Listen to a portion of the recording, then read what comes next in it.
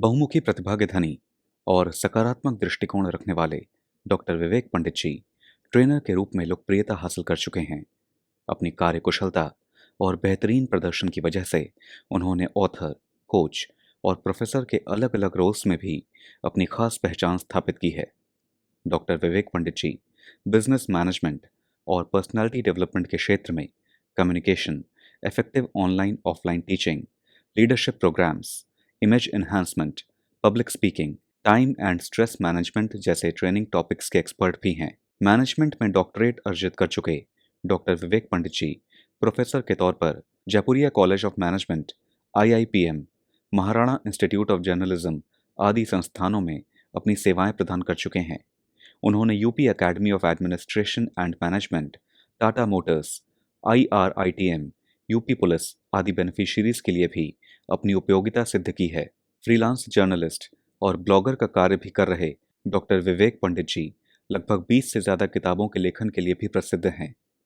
Training और coaching प्रदान कर रही ऑर्गेनाइजेशन कलाइडो सिनर्जी के फाउंडर डॉक्टर विवेक पंडित जी को समाधान ग्रुप और स्किल्ड एंटरप्रेन्योरशिप मिशन से जुड़ने के लिए धन्यवाद।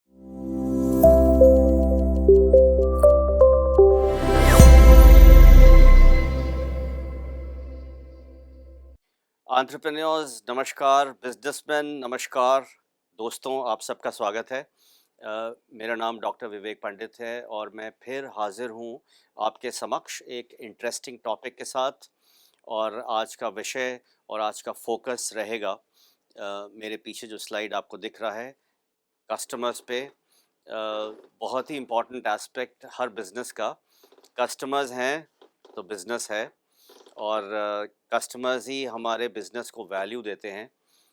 तो दोस्तों, आज का फोकस हम लोग कस्टमर्स पे तो डेफिनेटली कर रहे हैं, लेकिन हम लोग इस बात पे ज़ोर देंगे कि कस्टमर्स को कैसे रिटेन किया जाए।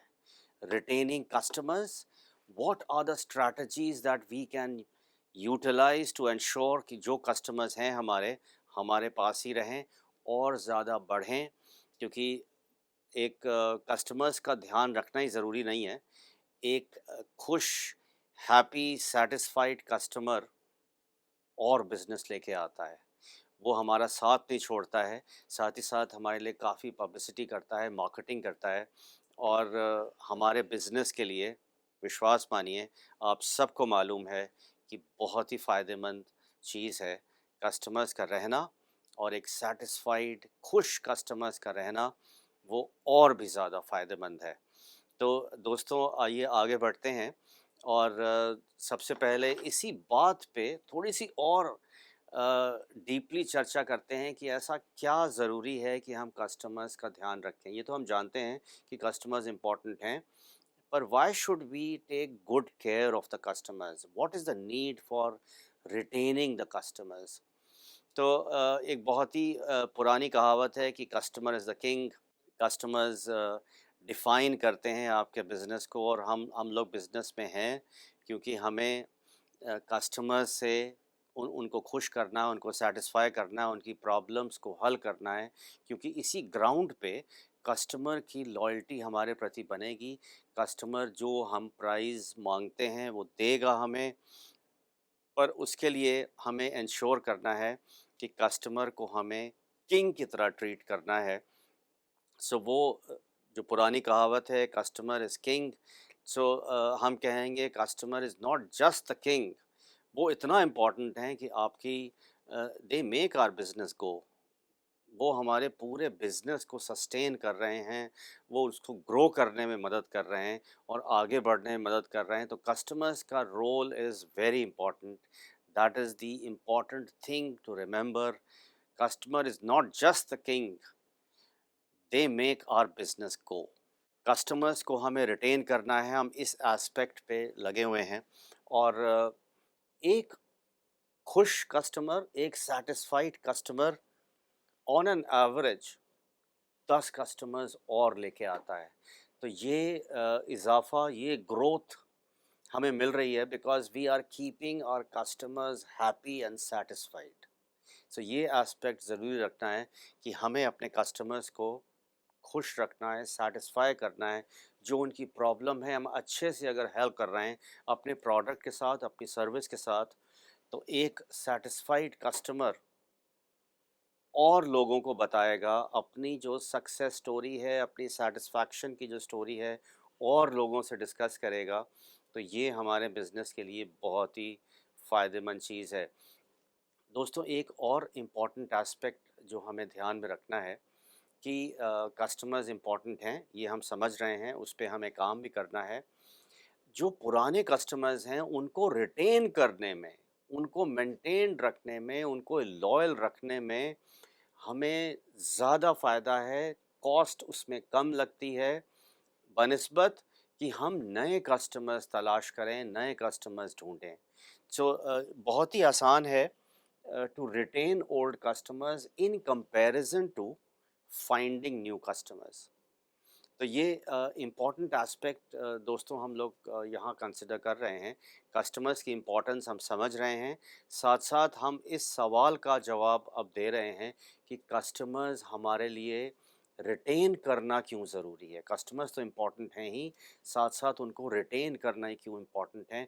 तो कस्टमर की इम्पोर्टेंस के अलावा कस्टमर किंग है ये माना, लेकिन साथ-साथ वो हमारे बिज़नेस को चला रहे हैं। वो एक खुश, एक सैटिस्फाइड कस्टमर्स और भी कस्टमर्स हमारे लिए लेके आ रहे हैं, क्योंकि हमारी ग्रोथ हमारे वॉल्यूम पे डिपेंड करेगी। हमारे जितने यूनिट्स ऑफ द प्रोडक्ट हमारे सेल होंगे, हमारी ग्रोथ होएगी। जितनी जल्दी हमारे टर्नओवर्स होंगे, उतना हमें ज़्यादा फ़ायदामंद होगा। और ये सारी चीज़ें हो रही हैं because our customers are happy. Our customers are ensuring, और हैप्पी कस्टमर्स आर इंश्योरिंग कि वो और कस्टमर्स को लेके आ रहे हैं और हमारे बिजनेस में ग्रोथ में कंट्रीब्यूट कर रहे हैं और उसको आगे बढ़ने में और ज़्यादा कंट्रीब्यूट कर रहे हैं। तो कस्टमर्स को हमें रिटेन ही नहीं करना है, इस बात का भी ध्यान में रखना है कि हमें रिटेन करने में कम खर्च इन्वॉल्व है as compare to trying to find new customers for us. तो दोस्तों, इस एस्पेक्ट को हम लोग लेके चले हैं। आज की कस्टमर्स पे फोकस है। आप इसके बारे में क्या सोचते हैं? आप अपने बिज़नेस को पॉइंट ऑफ व्यू में रखते हुए आप अपना भी मनन साथ में रखिए। आप इन एस्पेक्ट्स को नोट भी करिए और जैसा कि आपको मालूम है, by the end of this session we have that question and answer round. उसमें भी मैं आपसे कुछ एक्सचेंज चाहूँगा, whereby you can also share your experience। Customer से रिलेटेड अगर आपका कोई एक्सपीरियंस है, अनुभव है, आप कैसे उनका ख्याल रख रहे हैं, इस एस्पेक्ट को आप ध्यान में रखिए और इस पे हम लोग और चर्चा भी करते रहेंगे। तो अभी इस इम्पॉर्टेंट एस्पेक्ट से हमने शुरुआत की है कि कस्टमर्स इम्पॉर्टेंट हैं, डेफिनेटली इम्पॉर्टेंट हैं, लेकिन उनको रिटेन करना क्यों ज़रूरी है, हम इस एस्पेक्ट पे हमने अभी शुरुआत की है। और अब आइए आगे बढ़ते हैं और कुछ स्ट्रैटेजीज़ पे डिस्कशन करते हैं कि वो कौन सी स्ट्रैटेजीज़ हैं जिनको हम इस्तेमाल करके अपने कस्टमर्स को रिटेन कर सकते हैं, कस्टमर्स को और बढ़ा सकते हैं। तो इससे पहले कि हम लोग स्ट्रैटेजीज़ पे आएँ, सबसे पहले हम लोग ये सवाल का जवाब दें कि स्ट्रैटेजी बनानी क्यों आवश्यक है? कस्टमर्स इम्पोर्टेंट हैं, उनको रिटेन हम करेंगे, बिल्कुल माना, लेकिन हम इसके प्रति एक स्ट्रैटेजी भी क्यों बना के चलें? तो दोस्तों, अगर आपने गौर किया हो, हम लोग कॉन्स्टेंटली अपने प्रेजेंटेशंस पे इस एस्पेक्ट पे ज़ोर देते आए हैं कि प्लानिंग आपके बिज़नेस के लिए ज़रूरी है। प्लानिंग एक ऐसी चीज़ है जो आपके पर्सनल, प्रोफेशनल लाइफ हर जगह काम आती है। तो जब हम प्लान करते हैं तो हमेशा एक स्ट्रैटेजी बना के चलते हैं ताकि हम अपने ऑब्जेक्टिव्स को मीट कर सकें। यहाँ ऑब्जेक्टिव क्या है? कस्टमर्स को रिटेन करना, कस्टमर्स को बढ़ाना, कस्टमर्स को खुश रखना, कस्टमर्स को सैटिस्फाई करना, ये हमारे ऑब्जेक्टिव्स हैं, ये हमारे गोल हैं। तो उनके लिए स्ट्रैटेजी बनाना, उसके लिए प्लानिंग करना हमेशा एक वाइज़ आइडिया माना गया है। बहुत ही प्रोफेशनली एक साउंड डिसीजन होता है कि जब हम प्लानिंग करके चलते हैं दोस्तों, तो हम लोग एक डेफ़िनेट पाथवे पे चल रहे हैं, ये इंश्योर कर रहे हैं कि जो हमने गोल स्ट्रैटेजी जो बनाई है उसको हम अचीव करेंगे। साथ साथ दोस्तों जब हम प्लान करते हैं, एक स्ट्रैटेजी बनाते हैं, तो इससे हमारा फोकस डेफिनेट गोल पे रहता है, क्योंकि हमने गोल्स अपने डिफाइन किए हुए हैं और उस गोल को अचीव करने के लिए हम क्या क्या कदम उठाने वाले हैं इसका भी आइडिया सबको हो जाता है। तो फोकस और क्लैरिटी बढ़ जाती है, क्योंकि वो हम अपना जो गोल है, जो स्ट्रैटेजी है, साथ साथ हम पूरे ऑर्गेनाइजेशन में, चाहे वो 4 लोग मैनेज कर रहे हों या 400 लोग मैनेज कर रहे हों, हर जने को मालूम है कि कहाँ हमें फोकस करना है और किस तरीके से हम अपनी स्ट्रैटेजी को लेके आगे बढ़ रहे हैं। जहाँ पे वो फोकस आ जाता है, जहाँ पे वो क्लैरिटी आ जाती है, जहाँ पे वो कम्युनिकेशन हो जाता है, तो सब लोग को क्लियर कट मालूम होता है कि उनको अपने-अपने एरिया में, अपने-अपने डिपार्टमेंट में, अपने-अपने डोमेन में क्या-क्या करना है, ताकि हम उस स्ट्रैटेजी को एंश्योर करें कि वो हम पूरी करें। तो साथ-साथ ये क्लैरिटी और फोकस के साथ-साथ दोस्तों, जब भी आप एक एक हम स्ट्रैटेजी लेके चलते हैं, तो उसका कुछ आउटकम बनता है, उसका कुछ रिज़ल्ट निकल के आता है। तो हमेशा प्लानिंग के साथ-साथ जब हम स्ट्रैटेजी को दोस्तों इम्प्लीमेंट करते हैं, तो उसमें कुछ डेटा निकल के आते हैं। हम कितने सक्सेसफुल हुए अपने ऑब्जेक्टिव्स को मीट करने में, तो डेटा बहुत इम्पोर्टेंट है।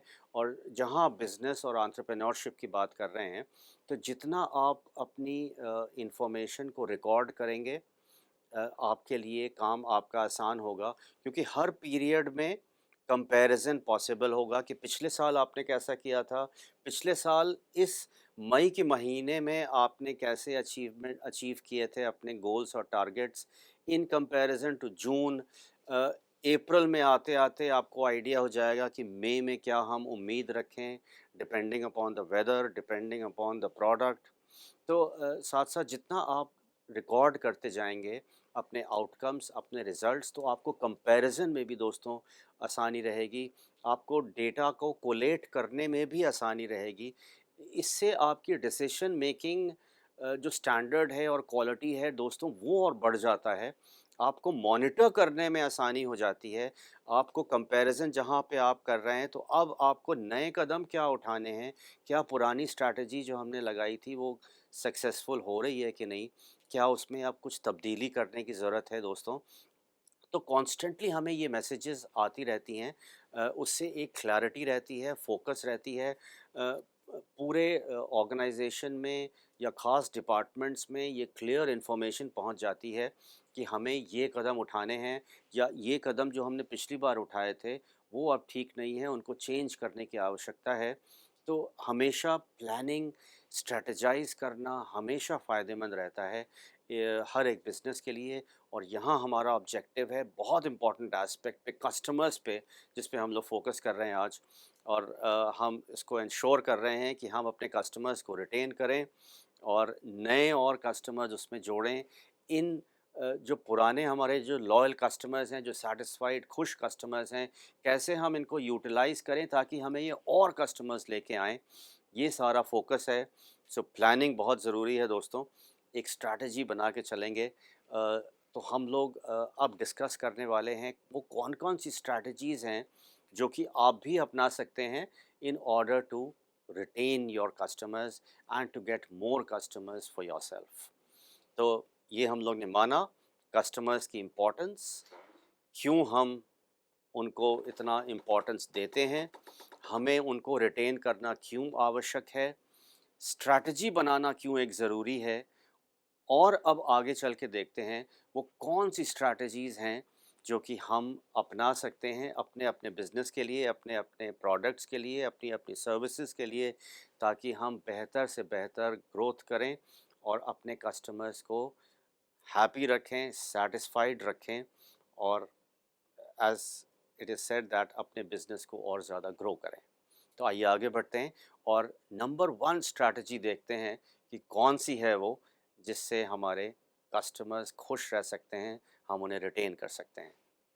सो दोस्तों स्ट्रैटेजीज़ पे हैं, और हमेशा स्ट्रैटेजीज़ जो हैं एक एक पैंतरा आप समझ लीजिए, कोई अगर शेर को अगर आप देखते हैं या इमेजिन करते हैं कि वो शिकार जब करने जा रहा है, तो एक वो पैंतरा बनाता है, एक स्ट्रैटेजी बनाता है, एक छिप के वो वार करने वाला है अपने प्रे पे।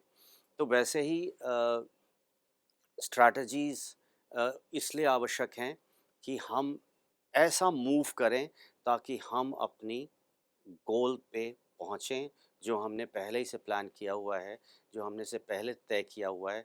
तो सबसे पुराना, सबसे वाइज़ और टाइम टेस्टेड टेक्नीक है, अगर एक हम स्ट्रैटेजी बना के चलते हैं, तो डेफ़िनेटली हमारे चांसेस ऑफ सक्सेस दोस्तों बढ़ जाते हैं।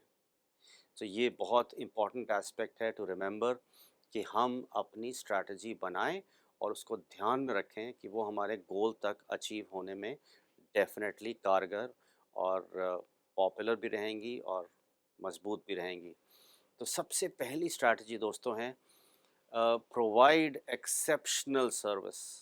सो कस्टमर सर्विस ऐसी चीज़ है कि सबसे आसान तरीका है कि हम अपनी कस्टमर सर्विस बहुत ही बढ़िया दें, ऐसी जो कि कस्टमर को हम मौका ही ना दें कोई भी शिकायत करने का।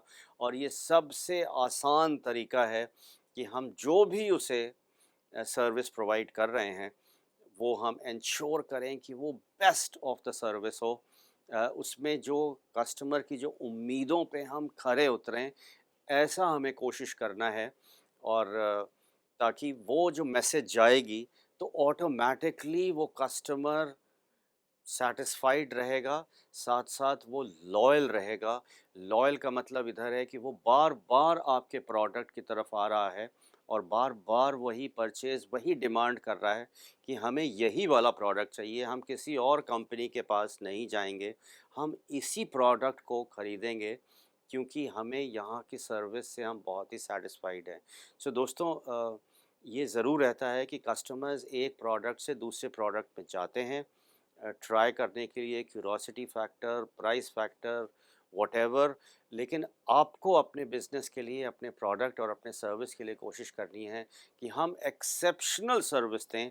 और ये सबसे पुराना टाइम टेस्टेड तरीका है कि एक कस्टमर्स को रोकने के लिए और एक कस्टमर को सेटिस्फाई और खुश रखने के लिए, ताकि वो और कस्टमर्स हमारे पास लेके आए।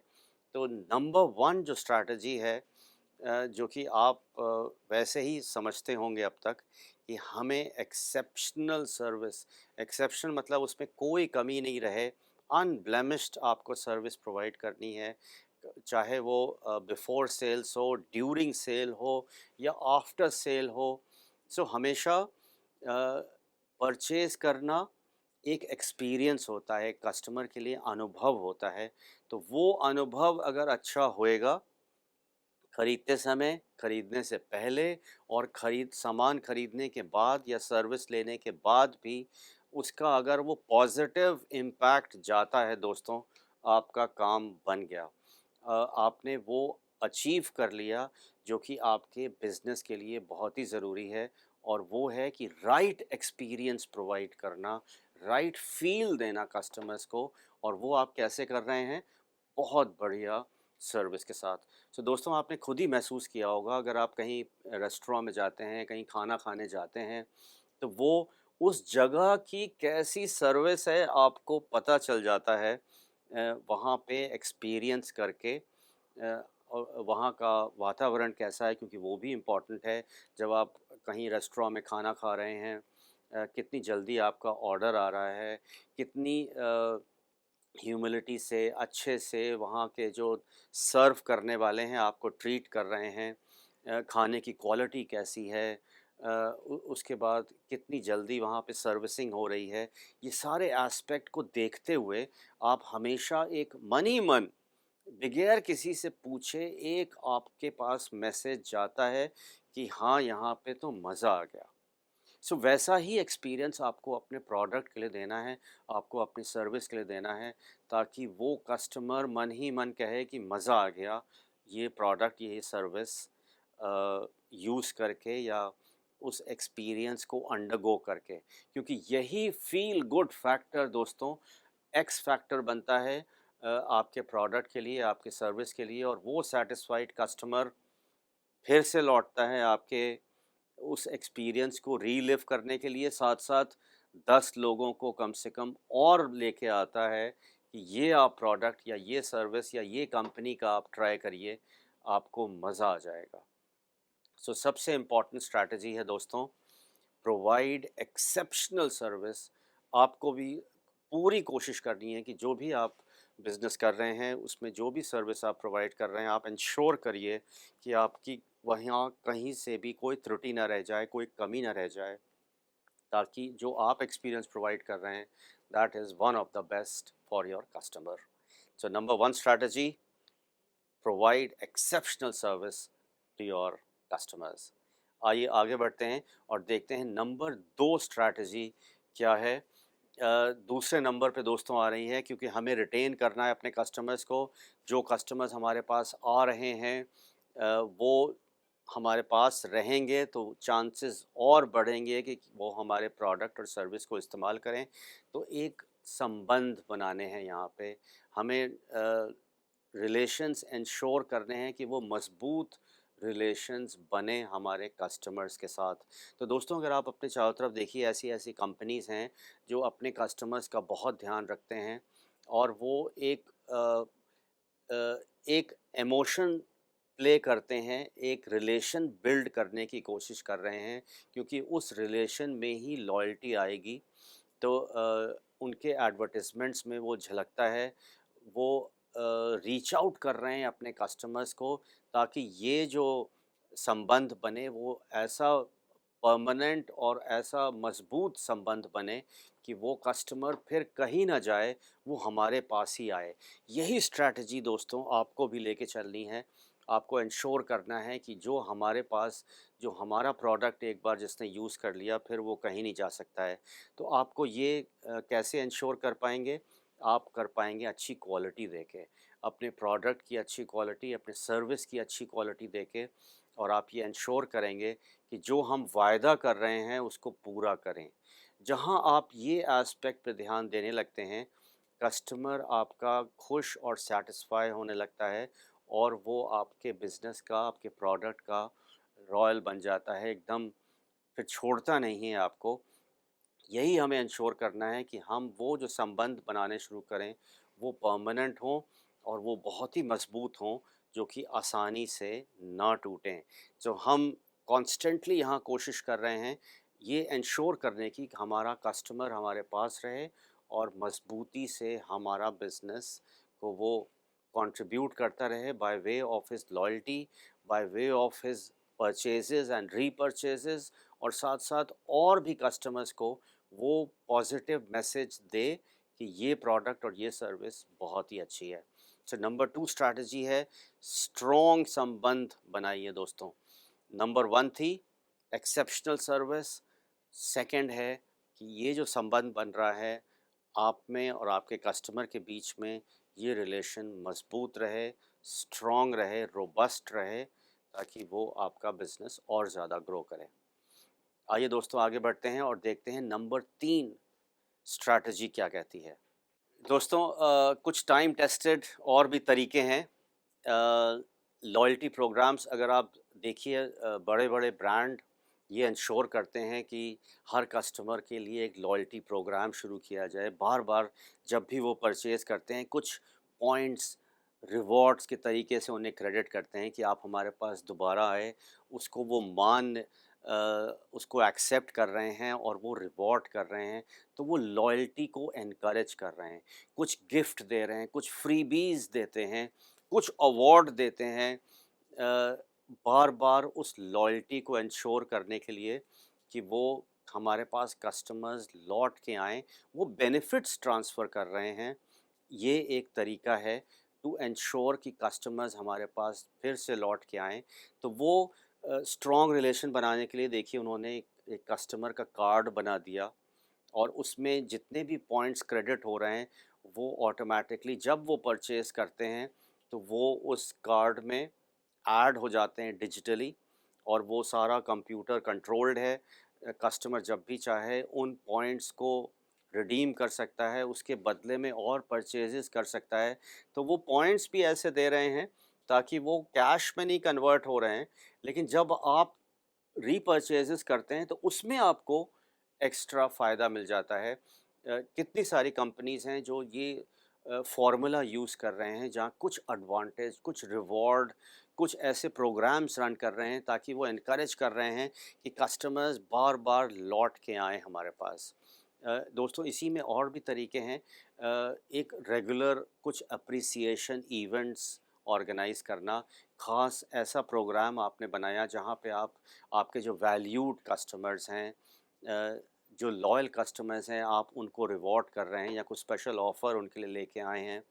तो अगेन ये भी एक तरीका है कि ये इस मैसेज को देने का कि हम अपने कस्टमर्स को थैंक यू बोल रहे हैं, हम अपने कस्टमर्स को अप्रिशिएट कर रहे हैं और साथ-साथ अप्रिसिएशन के साथ-साथ उनको हम रिवॉर्ड दे रहे हैं, उनको कुछ हम बेनिफिट पास ऑन कर रहे हैं। तो कस्टमर्स की भी फ़ील होती है, आफ्टर ऑल सब ह्यूमन्स हैं और ये संबंध बनाने में बहुत ही कंट्रीब्यूट करता है और ये एक फ़ील गुड फैक्टर को भी प्रमोट करता है और इस एस्पेक्ट को भी कस्टमर्स को मैसेज एक जाती है कि ये कंपनी, ये देखिए ये हमारी कंपनी है कि कितना अच्छा हमारा ख़्याल रखती है और हमें एप्रिशिएट भी करती है। तो वो इमोशनली भी आप हिट कर रहे हैं, इमोशनली भी आप ऐसा पॉज़िटिव मूड बना रहे हैं कस्टमर्स में, वो लॉयल्टी बना रहे हैं ताकि कस्टमर्स बार-बार आपके गुण गाएँ, आपके प्रोडक्ट की तारीफ़ करें और कस्टमर्स को लेके आएँ। सो ये सारा पैकेज क्या कर रहा है दोस्तों, एक सेंस ऑफ लॉयल्टी बढ़ा रहा है। वो फ़ील दे रहा है कस्टमर्स में कि वो ये कंपनी हमारा ख़्याल रखती है। सिर्फ़ इसका काम सेल कर देना नहीं है, ये एंश्योर कर रही है कि उसके बाद भी हमारी हाल-चाल पूछ रहे हैं, हमें बेनिफिट्स प्रोवाइड कर रहे हैं और हमें एप्रिशिएट कर रहे हैं। तो ये एक फ़ील गुड फैक्टर और मल्टीप्लायर का काम देता है दोस्तों और ये और लॉयल्टी बढ़ाता है और हमें एक बेटर कस्टमर को रिटेन करने में हमें आसानी हो जाती है और साथ-साथ यही कस्टमर जो लॉयल कस्टमर है, हमारे लिए एक एडवर्टाइज़मेंट का ज़रिया बन जाता है, हमें प्रमोट करने का ज़रिया बन जाता है और हमारे लिए पॉज़िटिव बातें दोस्तों करता है। तो दिस वाज़ स्ट्रैटेजी नंबर 3 दोस्तों। आइए दोस्तों आगे बढ़ते हैं और देखते हैं नंबर 4 पे कौन-सी स्ट्रैटेजी है। दोस्तों एक और इम्पॉर्टेंट एस्पेक्ट है कस्टमर्स का जो कि मैंने अभी आपको पहले ज़िक्र किया कि every customer like us we are all humans, हम लोग इंसान ही हैं और एक बहुत इम्पॉर्टेंट एस्पेक्ट होता है इमोशंस। हम लोग में इमोशंस हैं, हम लोग में फीलिंग्स हैं और हम लोग उन फीलिंग्स को एक्सप्रेस करते हैं और उसे महसूस भी करते हैं। तो हमें देखिए गुस्सा आता है, हम खुश होते हैं, तरह-तरह के हमारे इमोशंस हैं, हम लोग शर्माते हैं। सो ये जो एस्पेक्ट है, जो ह्यूमन रिलेशंस का जो इमोशंस कहलाता है, हमें उसको फ़ायदा उठाना है, हमें उसको फ़ायदा उठाने का यहाँ मतलब है कि हम उसे पॉज़िटिवली यूज़ करते हुए अपने कस्टमर्स के हित के लिए ऐसी कामें करेंगे, हित के लिए ऐसे चीज़ें कहेंगे या ऐसे एक्शंस लेंगे ताकि कस्टमर्स को वो फ़ील जाए कि यस, ये कंपनी जो है, ये प्रोडक्ट या ये सर्विस हमारे लिए बहुत अच्छा है। तो एक संबंध बनाने का एक बहुत आसान तरीका होता है कि हम कस्टमर्स के इमोशंस को जितना ध्यान दें, उनकी तरफ सेंसिटिव रहें, उनका ध्यान देते साथ-साथ हम ये एंश्योर करें कि कस्टमर्स की क्या एग्ज़ैक्ट रिक्वायरमेंट है, कस्टमर्स कैसा फ़ील करता है, कस्टमर क्या चाहता है। अगर हम इन बातों का ध्यान रखेंगे और उनको पूरा करेंगे, तो हम राइट जगह हिट करेंगे दोस्तों। कस्टमर के इमोशंस हमारी तरफ पॉजिटिव होंगे, एक उसको बेटर फ़ील मिलेगा। सो मैंने आपको एग्ज़ाम्पल दिया था एक रेस्टोरेंट का। अगर आप किसी भी खाने वाली जगह जाते हैं, तो वहाँ पे आपका जो फ़ीलिंग्स हैं, आपको वहाँ पे कैसा क्योंकि खाना तो आपको कई जगह मिल जाएगा। बहुत सारे रेस्टोरेंट्स हैं, लेकिन वहाँ पे जाके कैसा खाना था, कैसा फ़ील था, कैसी सर्विस थी, क्या उसके रेट्स थे, ये सारी चीज़ें दोस्तों एक एक पैकेज की तरह एक-एक चीज़ फॉरवर्ड ला रही हैं जो सर्व कर रहा था उसका क्या बिहेवियर था आपके प्रति, कितनी जल्दी वो सर्विस प्रोवाइड कर रहा है, किस ह्यूमिलिटी से कितनी एफिशिएंसी से वहाँ पे सर्विस हो रही है, कितनी साफ़ सफाई है वहाँ पे, कैसा माहौल है, कैसा शोर है, कैसी सेटिंग है, ये सारी चीज़ें कंबाइन कर रही हैं एक इमोशन देने में। और सबको ये अलग-अलग तरीके से टच करती है। तभी देखिए हर कस्टमर्स की भी परसेप्शन में, इमोशंस में, फ़ील्स में वो डिफ़रेंस आ सकते हैं। लेकिन जहाँ पे एफ़र्ट ऐसी रहेगी दोस्तों, जहाँ पे हम इस बात को रिकॉग्नाइज़ करते हैं कि कस्टमर एक सेंसिटिव जना है, कस्टमर्स को हमें इमोशनली खुश रखना है, उसे सैटिस्फाई करना है अपनी सर्विस के साथ।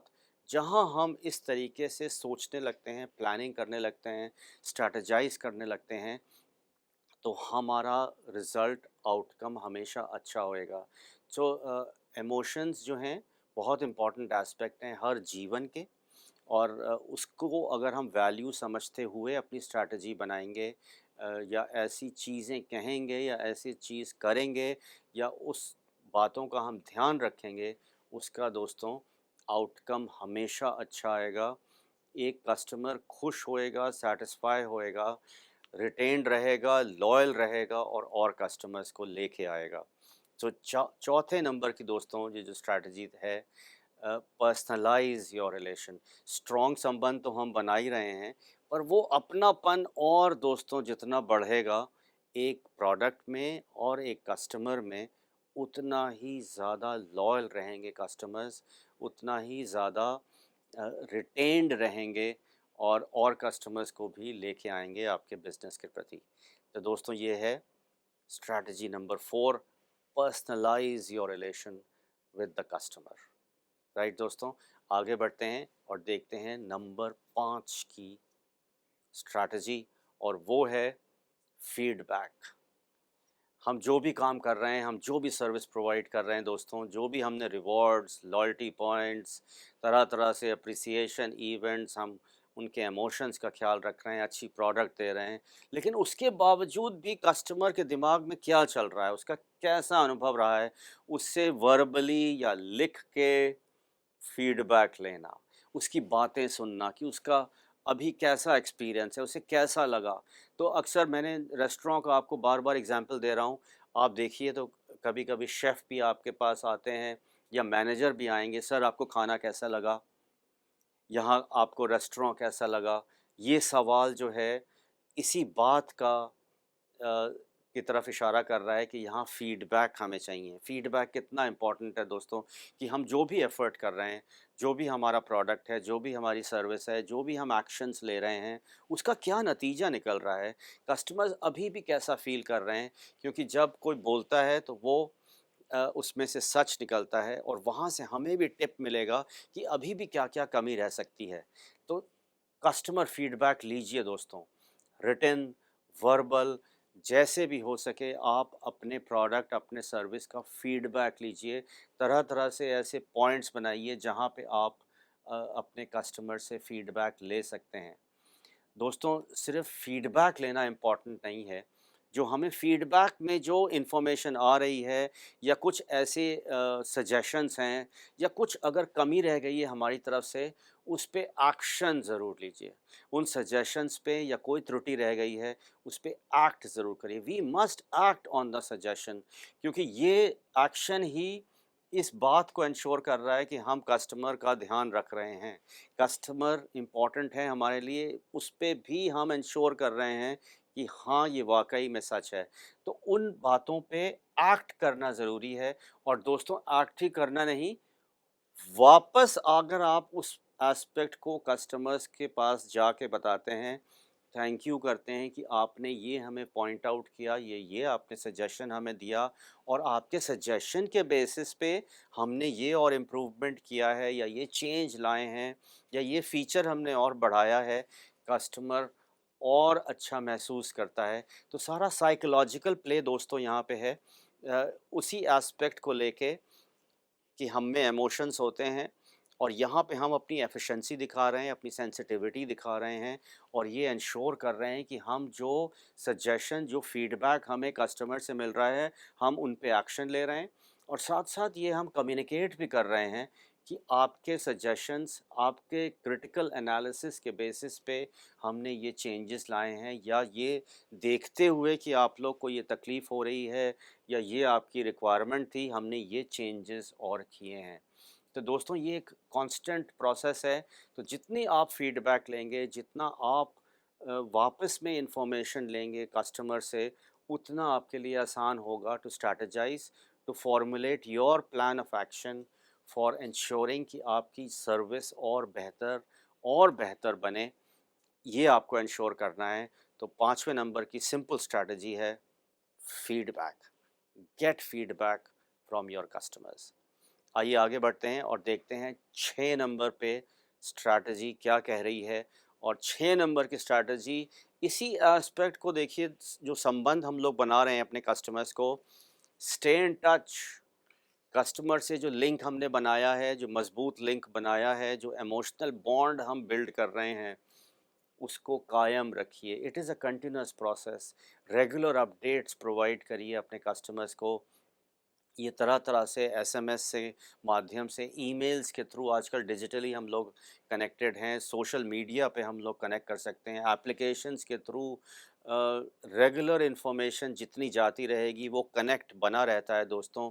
कोई नए फीचर्स, नया प्रोडक्ट, नई सर्विस, नया अट्रैक्शन, नए रिवॉर्ड्स, नया डिस्काउंट, कोई भी ऐसी इन्फॉर्मेशन है, कैसे हमारे कस्टमर्स तक पहुंच जाए ताकि वो एक रीज़न बन सके for customer to come back to us, to show their loyalty towards our services। कोई एक्सचेंज प्रोग्राम अगर हम शुरू कर रहे हैं, कुछ अगर ख़ास इवेंट आ रहा है या कोई एक फेस्टिवल हो रहा है और उसमें हम एक्स्ट्रा डिस्काउंट ऑफ़र कर रहे हैं, तो ये एक तरीका है कस्टमर से टच बनाए रखने का। कस्टमर के जो संबंध हम लोग बनाने शुरू किए हैं, उसको इंश्योर करना का कि वो हमारा अ, जो बिल्डअप है, जो रिलेशन, जो एंगेजमेंट यहाँ पे बन रहा है between the business and the customer, ये प्रोसेस चला रहे आगे।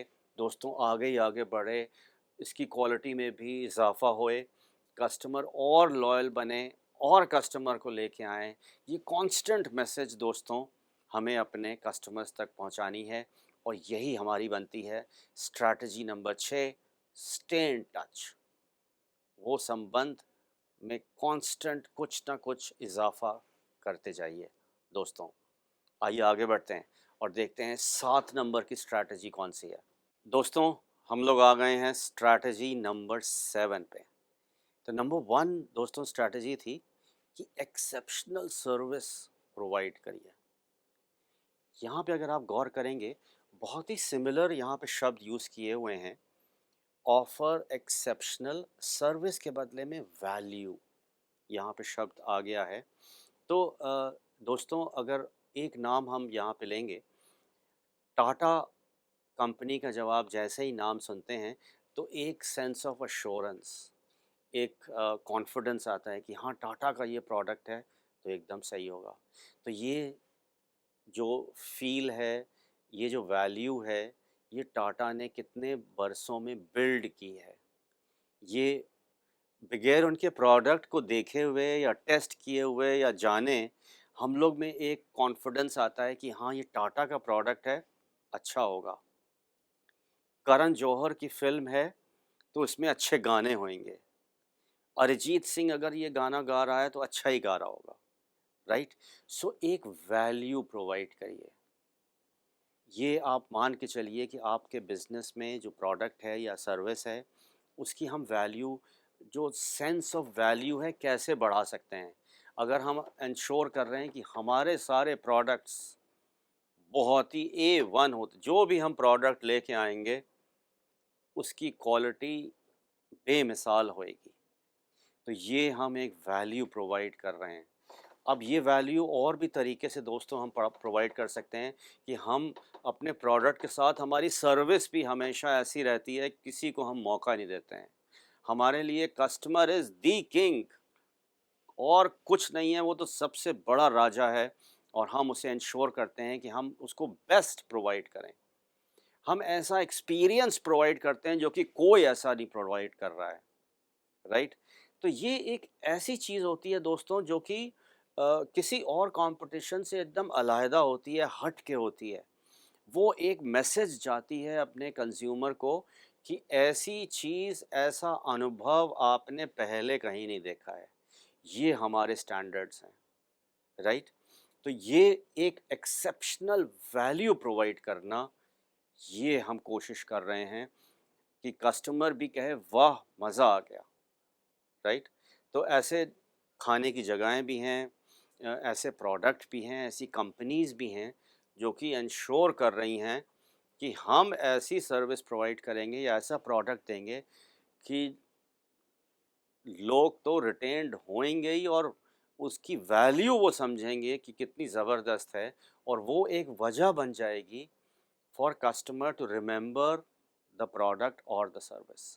सो एक एक्सेप्शनल वैल्यू प्रोवाइड करना, इस पे आपको सोचना है, इस पे आपको ज़ोर देना है और ये बनती है हमारी स्ट्रैटेजी नंबर 7 दोस्तों।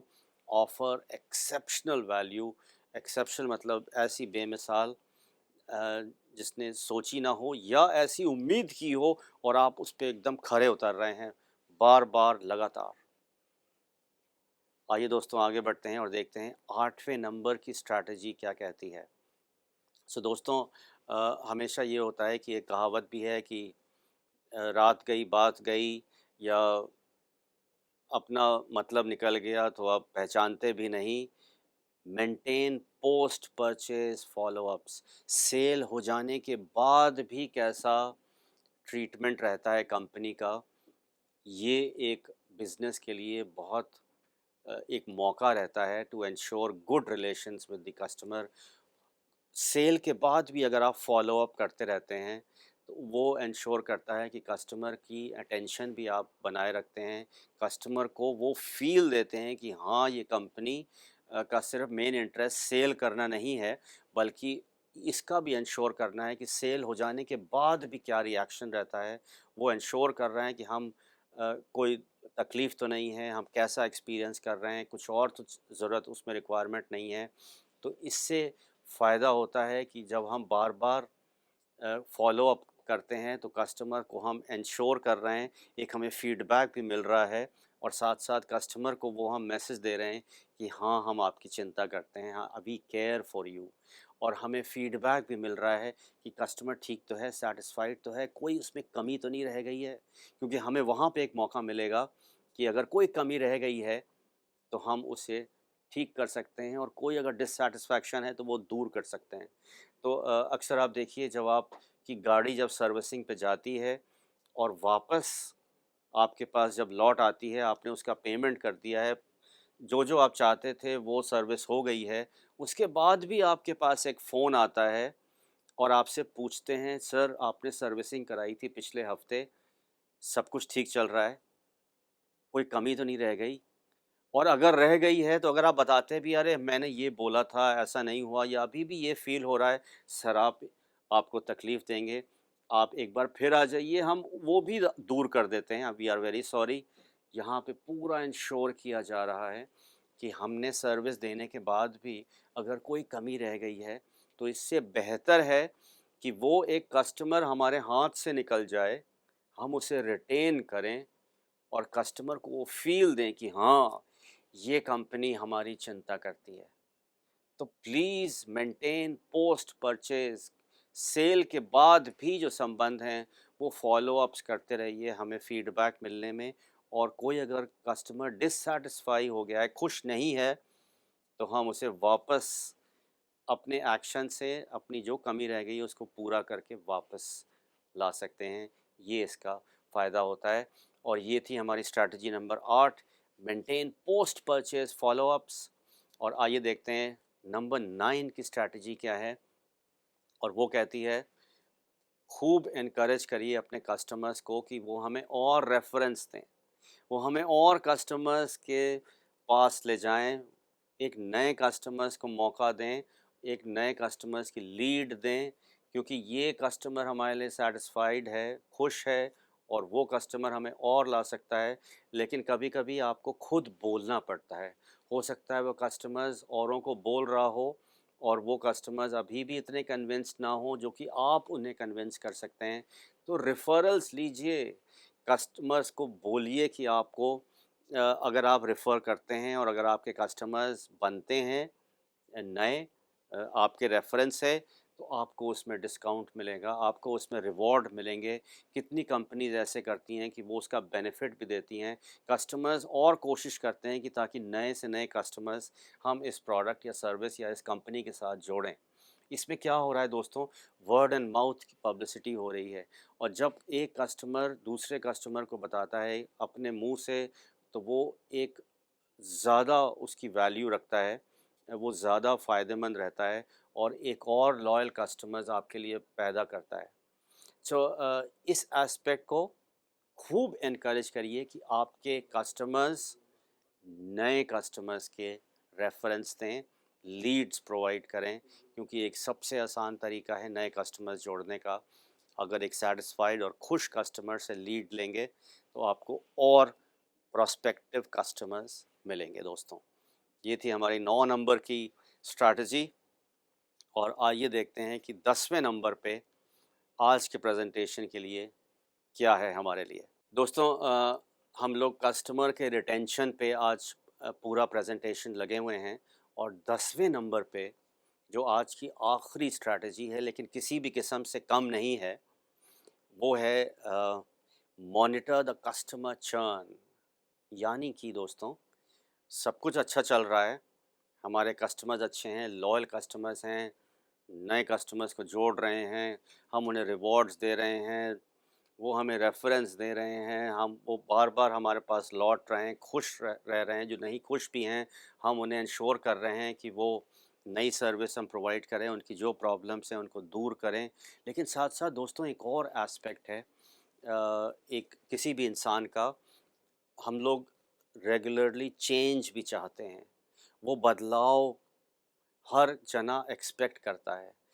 तो अगर हम कस्टमर की पल्स समझेंगे, अगर हम कस्टमर का मूड समझेंगे, अगर हम नए ट्रेंड समझेंगे, तो हम अपने कस्टमर खोएँगे नहीं। तो यहाँ पे इस स्ट्रैटेजी का मतलब है कांस्टेंट एक नज़र, एक कान रखना कि एग्ज़ैक्टली स्क्रीन के पीछे, पर्दे के पीछे कस्टमर्स में एक्चुअली क्या चल रहा है, what is the new expectation, कोई बदलाव तो नहीं आ रहा है, जिसके बेसिस पे नई अब एक्सपेक्टेशंस हैं, नई उम्मीदें हैं, नई प्रॉब्लम्स हैं, उसके तहत हमें एक्शन लेना बहुत ज़रूरी है।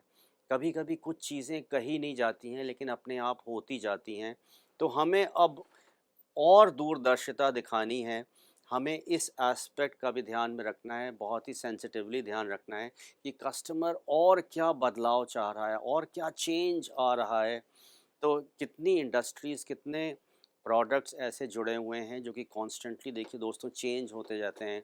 अपग्रेडेशन होता है उसमें नए मॉडल्स आते हैं तो वो इंश्योर कर रहे हैं कि जो नया ट्रेंड आ गया है, जो नई रिक्वायरमेंट है उसके हिसाब से वो लोग चल रहे हैं। यही हमें अपने प्रोडक्ट के लिए भी करनी है कि हमें क्या इसमें कोई चेंज तो लाने की ज़रूरत नहीं है। क्या अब एक नई एक्सपेक्टेशन तो नहीं आ गई है, तो वो कॉन्स्टेंटली एक उस एस्पेक्ट पे भी नज़र रखनी है।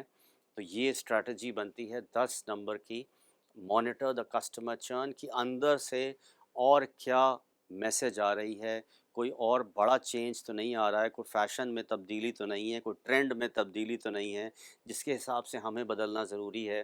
तो इस एस्पेक्ट को हमेशा आपको ध्यान में रखना है और उस हिसाब से आपको अपने प्रोडक्ट और सर्विस में बदलाव लाना है ताकि हमारी लॉयल्टी बनी रहे, कस्टमर्स की लॉयल्टी बनी रहे, कस्टमर्स हम रिटेन कर सकें। सो दोस्तों ये हम लोग ने 10 स्ट्रैटेजीज़ आज डिस्कस की हैं, इम्पॉर्टेंट स्ट्रैटेजीज़ हैं। इसके कॉम्बिनेशन में आपकी स्ट्रैटेजीज़ बन सकती हैं। ये आपको देखना है आपके बिज़नेस के लिए कौन सी सूटेबल रहेगी, कौन सी इसका मिक्स आपके बिज़नेस को सूट करेगा। और उसको फॉलो अप करना है। सो सिंपल केस है, हमें अच्छे कस्टमर्स और ज़्यादा चाहिए और ज़्यादा चाहिए, और जो कस्टमर्स हमारे बन गए हैं वो कहीं और ना जाएं, उन्हें हमें रिटेन करना है। तो दोस्तों, ये एक बात का हमें हमेशा ध्यान में रखना है कि ये कस्टमर्स हमारे, ये ऑन गोइंग प्रोसेस है, ये प्रोसेस कभी रुकता नहीं है। ये एक ऐसी चक्की है जो कॉन्स्टेंटली चलती जा रही है, और कस्टमर मैनेजमेंट कभी रुकता नहीं है, क्योंकि हमारा बिज़नेस नहीं रुक रहा है, कस्टमर्स हमारे लिए इम्पोर्टेंट हैं, कस्टमर ही हमारे बिज़नेस को चला रहे हैं। तो ये एस्पेक्ट भी कभी नहीं रुकेगा, ये हमेशा चलता जाएगा। इस एस्पेक्ट को हमें हमेशा ध्यान में रखना है। दोस्तों, ये बहुत ही इंटरेस्टिंग एस्पेक्ट था, बहुत ही ज़रूर एस्पेक्ट है, और बहुत ही मज़ा आया आपके साथ ये शेयर करने में। तो लेकिन अभी भी समय ख़त्म नहीं हुआ है, मैं जल्द वापस आऊँगा एक क्वेश्चन आंसर राउंड में। तो जैसा मैंने शुरुआत में कहा था, आप अपने पॉइंट्स तैयार रखिए। आपका क्या अनुभव रहा है अपने कस्टमर्स को लेके? अगर आप एंटरप्रेन्योर हैं और बिज़नेस अभी भी कर रहे हैं, किन चीज़ों का आप ख्याल रख रहे हैं, हमारे साथ ज़रूर शेयर करिए। हम जल्द हाज़िर होते हैं उस क्वेश्चन आंसर राउंड के लिए। एक बीच में छोटा सा अंतराल, उसके बाद मैं जल्द वापस होता हूँ। नमस्कार।